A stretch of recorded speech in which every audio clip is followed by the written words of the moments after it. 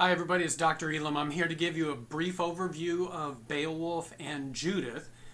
So I'll be looking mainly at thematic matters in each and the connections between the two. They each appear in the same manuscript, a manuscript called the Noel Codex, or if you want to get technical, Cotton Vitellius A15.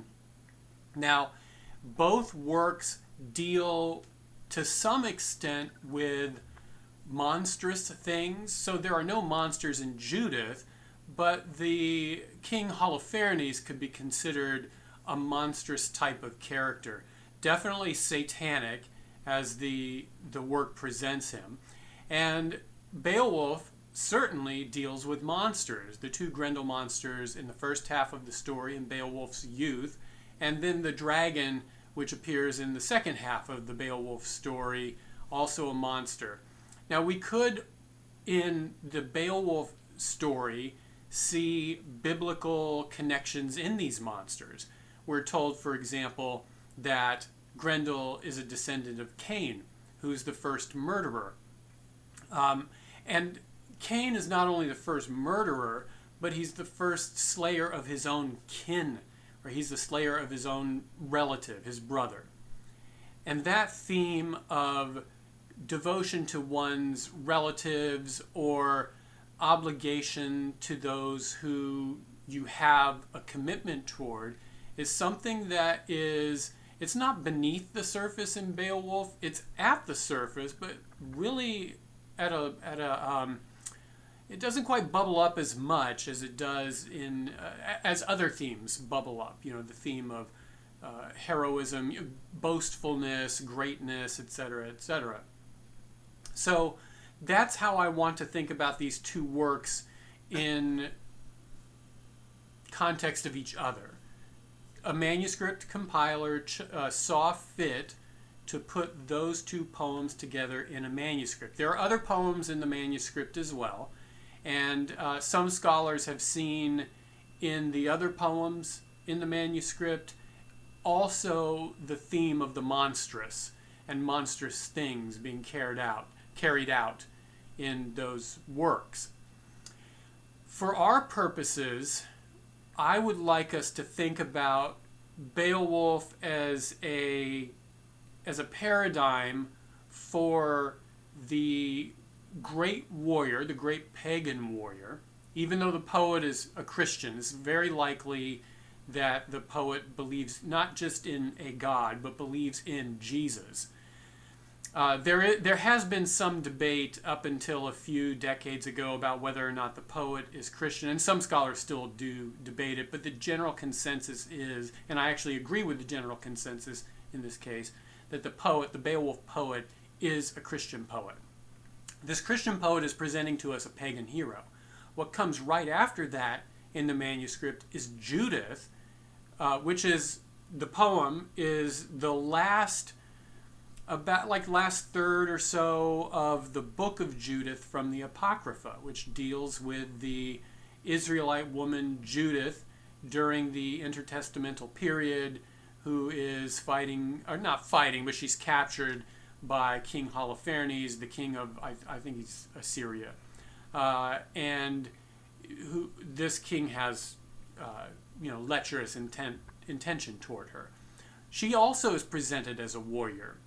And I think that the manuscript compiler, who may not have been the poet who wrote these two poems, perhaps it was, we don't know. I'm agnostic on it. I don't know. I don't suspect they're the same poet. But in any case, these two poems are put into the manuscript by a compiler, I think, trying to highlight the difference between the pagan hero and the Christian hero. So, going to Beowulf, which is the longer work, considerably longer than the poem Judith, Beowulf can be thought of in a couple of different structural ways. I'll tell you which one I prefer, but often Beowulf is thought of structured according to the three monster fights. So there's the fight with Grendel, the fight with Grendel's mother, and then the fight with the dragon.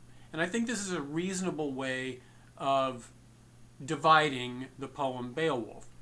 I think a better way of thinking about it, however, is what's called a diptych structure. So the previous structure is a triptych structure. The diptych structure, D-I-P-T-Y-C-H, is a twofold structure. And it looks at Beowulf in his youth, the Grendel fight and the Grendel's mother fight, and then Beowulf in his old age, the dragon fight. And they're about equal in proportion. The two Grendel fights take a little bit more in the story, so it's not perfectly symmetric, and I'm not sure that the poet was trying to map out a perfect symmetry. But I think the poet was trying to contrast the young Beowulf with the old Beowulf. We start out with a hopeful remembrance of a great king, the king of the Spear Danes, Rolf, or not Rolf, oh, I can't think of his name right off the top of my head. Let me pause while I look it up. Scyld-Scefing. All right, so we start off with this king Scyld-Scefing, who was a remarkable king in heroic ages, and he, cleared the mead benches of his enemies, etc., etc., and that's how the poet opens. And then the poet closes with another great king, except being burned on his funeral pyre. And the closing of the poem strikes a remarkably different note from the opening of the poem. The poet is not trying to present Beowulf as some sort of negative figure in any way. He's definitely a positive figure. But the poet is definitely presenting Beowulf as a tragic figure. So the confident, boastful, some people find his boasting off-putting. I think it's in line with his virtuous nature, right? His attempt to be as virtuous as possible in the darkness of his pagan mind. We see a young Beowulf who's boastful and confident, who is going to fight Grendel with his bare hands, use no weapons. I mean, weapons are useless against Grendel anyway, and doesn't feel any fear about that confrontation. And in his confidence, he prevails against Grendel. And then we see the first hint that things are not what they seem with this heroic achievement, and it's still in Beowulf's youth, and this is the fight against Grendel's mother. So Hrothgar, who is the king that Beowulf is trying to help, Hrothgar has been attacked by Grendel. What he doesn't know, or at least hasn't thought about overtly, is that Grendel might have a relative who would come around and avenge him. So when Grendel's mother attacks the hall, it is a complete surprise. Nobody's ready for it. Although one character does say, "Oh yeah, you know what? I think I remember somebody saying that there were two of these monsters marching around in the fenlands somewhere, right? Kind of this marshy, swampy area." And so the surprise attack of Grendel's mother requires Beowulf to fight a battle of more intensity. And so they track Grendel's mother to this mere, M-E-R-E,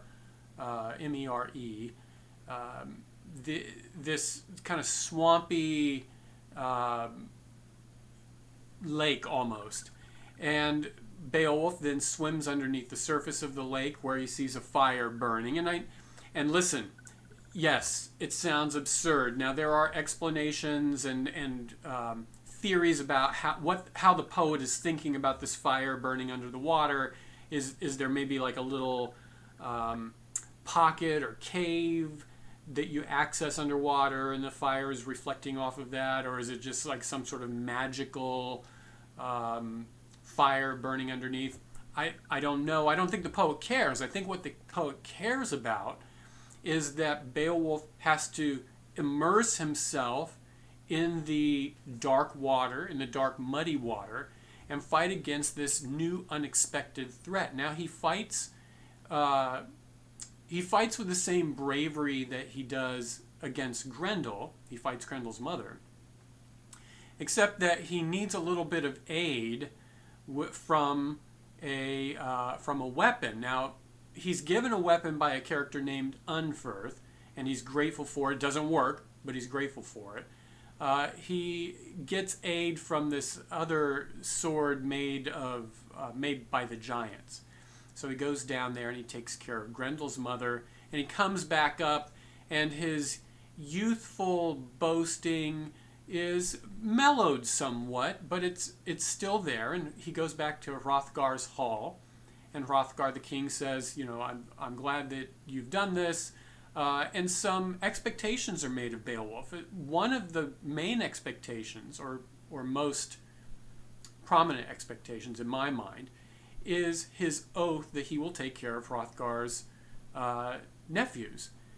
Well, he doesn't. Hrothgar's nephews are murdered Hrothgar's, I think it's his sons, are murdered by their uncle.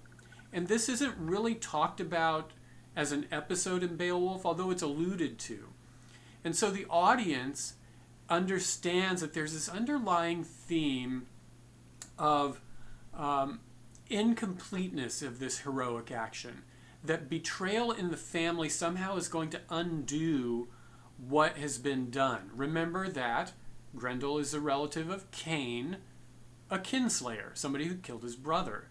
Unferth, who is kind of the morose, peevish character that insults Beowulf when he comes to Hrothgar's hall, he too has been accused of kinslaying. Hrothgar's sons are going to be killed by their uncle, kinslaying. And when Beowulf goes to battle with his uncle, Hygelac, and we're told about it in kind of like this interlude between the Grendel's mother fight and then Beowulf as the aged king facing the dragon, we notice that Beowulf also, he's the last survivor, and his uncle dies in battle, and Beowulf flees from the battle. Now, he doesn't flee like a coward. The poem doesn't really give us a disposition of his running away. I suspect he's not fleeing like a coward, but he has survived, and later on in the poem, a character named Wiglaf will talk about it is better to die with your fallen leader than to come home as a survivor. And the poet knows what he's been writing up to this point. Now, he is not painting Beowulf as some sort of malicious, cowardly, anti-heroic figure. I think what he's trying to do is present Beowulf as the heathen warrior doing the best that he can in a world that is stacked against him and stacked against everybody. It's a fallen world. And when Beowulf fights the dragon, he wants to fight the dragon alone with no help, but he ends up needing help from his retainer Wiglaf, and he dies. Spoiler alert. He dies, and one of the emphases of his death is that he leaves no heir. Beowulf is childless, he's barren. And so, again, this kind of like trouble with families comes up, trouble with progeny. Is there anybody to hand the legacy on to? Now, I don't think that's the entirety of the poem, or I don't think the whole thing is about that, but I think it's an important element in the poem. And we have the recovery of the dragon's hoard, and the poet tells us that it is of no use to anybody. It ends up being, I don't remember if it's buried with Beowulf or cast into the sea, but he makes a point to say it was of no use to anybody. And so Beowulf during his lifetime was of great value to those around him, but he leaves no legacy of protection, no hope for the future. His death is a kind of hopelessness for the characters in the poem and presumably for the reader also. Now listen, the Beowulf has been studied for a long, long time. Over a century, maybe a couple of centuries, like real serious academic study. And there have been a lot of theories about what the poem is trying to say, a lot of theories about the historical context of the poem. And that material is rich and worth looking into if you wanted to write a research paper, for instance, you could use the material in the Chickering edition of Beowulf that we've assigned for the class, right? There's a lot of great scholarly material in here, and it counts as scholarship. You could use that to build an argument based on your research concerning some aspect of Beowulf. Now pause the class for a second. So remember, this is a literature class, so we don't want to use Beowulf to make an historical point. What we would do instead is we would try and make some historical observation in order to clarify something about the poem. So the final point about any paper you write for our class, for a literature course, should be to illuminate the work of literature itself. So you can talk about history, you can talk about what an author, if we know what an author was thinking, you could talk about that. You could talk about a social situation. That's all in bounds for a research paper.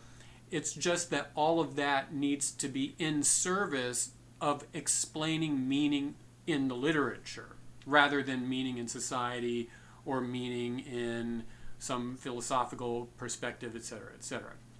All right, so back now to the discussion of Beowulf and transitioning over to Judith. In Judith, we have another warrior who is put in an equally hopeless situation, who doesn't have the same kind of chutzpah. She doesn't have the same dynamism that Beowulf has, yet she does have a kind of confidence, and that is placed in the Lord. So as a Christian warrior, her confidence is placed in God Almighty, and she is able to stand up and make any boast that she makes based on her trust in God. And that contrast really shows the hopelessness of the pagan situation and the hopefulness of the Christian situation. Now, Judith is not a Christian in the historical context, right? Judith takes place in the intertestamental period, which is before the birth of Christ. So I don't want you to think, oh, she believed in Jesus explicitly, like she knew who he was. But the Christians who are thinking about Judith are thinking about her as part of God's people, the Hebrew people for sure, but still part of God's people. Whereas Beowulf, he's a Geat, right, from Sweden somewhere, southern Sweden. Who's going to help a Danish king. And these are heathens in the northern part of Europe. Oh, pause one more time. I think it's curious that the poem Beowulf, an Old English poem, has no Anglo-Saxons in it. There are no English people at all in Beowulf. It's about Danes and Geats and Swedes.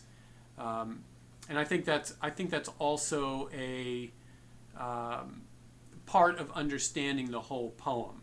I think it is about this particularly heathen realm of Europe. Anyway, back to Judith.